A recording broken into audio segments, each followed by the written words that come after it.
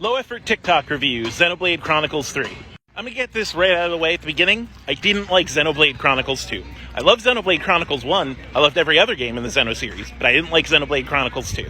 There was just too much busy work, and it kind of felt like I was playing waifu Pokemon. I didn't care about the story, and I didn't care about the characters. Xenoblade Chronicles 3, however, was a lot different. I immediately cared about the story and the characters and setting. Basically, there are two nations that are perpetually at war, and they basically fuel their magic and technology using the life force of their enemies. So, to limit how much life force the other nation can harvest, basically every soldier is a cloned individual that only has a 10-year lifespan. And as far as, military sci-fi goes, that's pretty cool. The problem is, in JRPG fashion, they need to add twists to the formula, and all the twists you could see coming a mile away. There were many times when the game kind of looked at me and gasped and waited for me to gasp, and I was like, wait, I knew that from the beginning. You kind of told me that from the beginning. Was this supposed to be a surprise? The story had a lot of ups and downs. There were times when I was bored to pace and times when I was really invested. But it was enough to keep me playing, for the most part. Mechanically, I give it a lot of credit because it was willing to play with mechanics a lot. It would introduce new mechanics for story reasons and then just ditch them. And that takes guts to do as a developer. And it would not stop introducing new mechanics. And that is both to its benefit and detriment.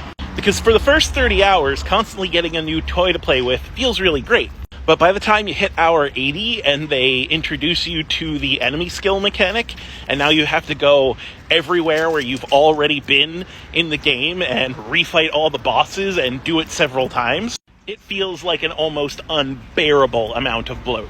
And, it's optional, but if you ignore it, you miss out on a whole part of the battle system. It's also really good at giving you tons of side quests to do, but this also eventually becomes a detriment. By the time I got midway through the game, I was 30 levels above my recommended level. 30 levels! At that point, I just turned auto battle on, and nothing could kill me. And, the other option was to not do the cool side quests and get the cool new party members and abilities. So the game could either be boring because it's too easy, even on the most difficult difficulty, or boring because I ignored the content. That being said, even auto-battling was kind of fun.